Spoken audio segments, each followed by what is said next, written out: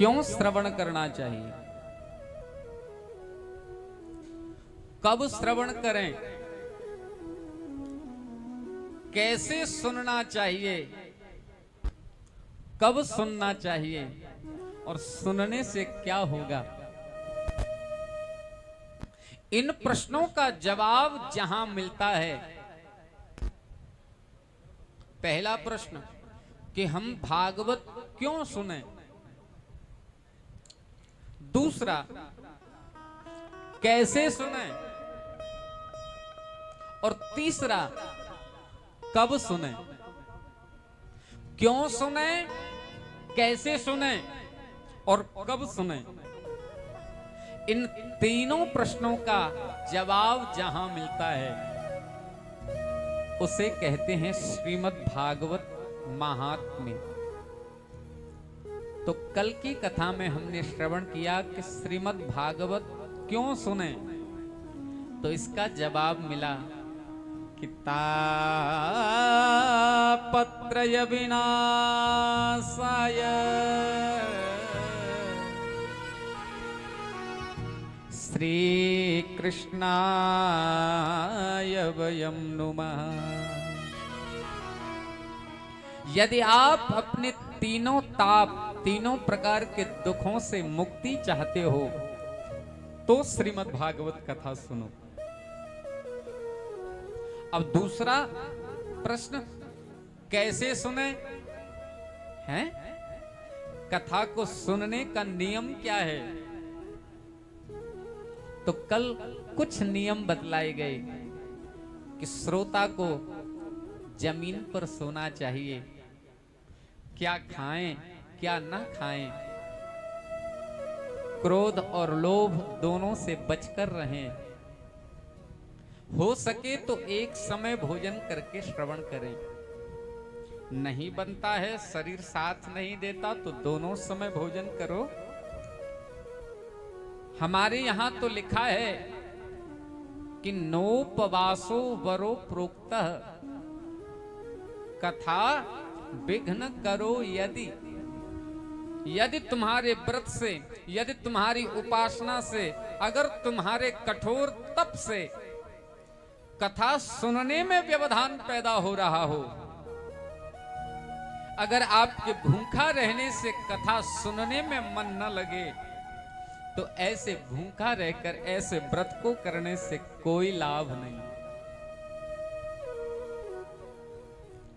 श्रीमद् भगवत गीता में तो भगवान कहते हैं कि अर्जुन, जो लोग इस शरीर को, इन इंद्रियों को कष्ट दे करके मेरा भजन कर रहे हैं, वो भजन नहीं करते।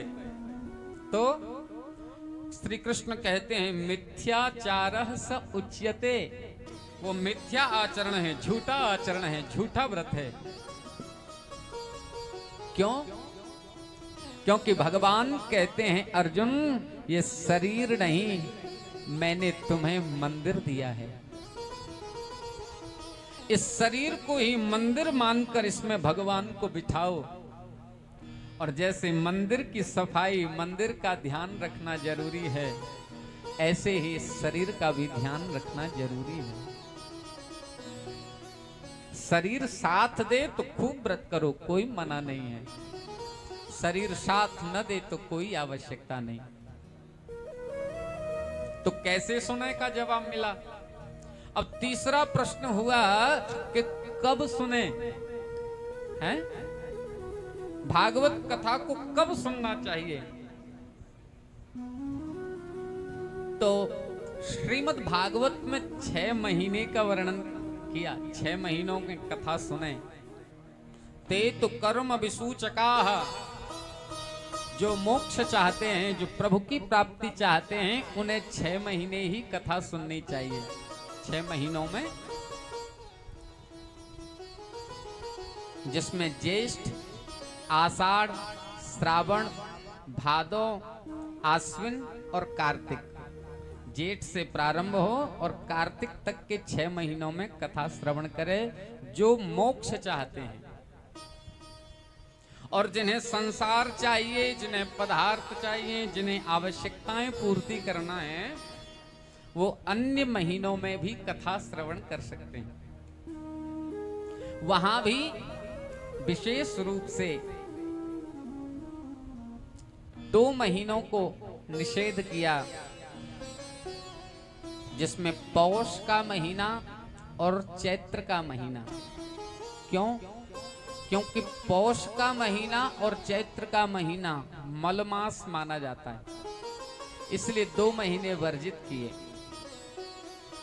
फिर भी व्यास जी ने कहा कि अगर इतने पर भी न मन माने तो कहा कि सदा सेव्या श्रीमद् भागवती कथा। अगर इतने पर भी मन न माने तो भागवतकार कहते हैं कि सदा सेव्या, जब भी आपका मन कहे, जब आपके पुण्य उदय हो जाएं, जब आपके पूर्वजों का आशीर्वाद मिल जाए, ब्राह्मणों का वचन लग जाए, उसी समय भागवत कथा श्रवण कर लेना चाहिए। तो तीनों प्रश्नों का जवाब हम लोगों को मिला कि क्यों सुने, कब सुने और कैसे सुने। अब यहां से श्रीमद् भागवत कथा प्रारंभ हो रही है, तो आप लोग भी श्रीमद् भागवत के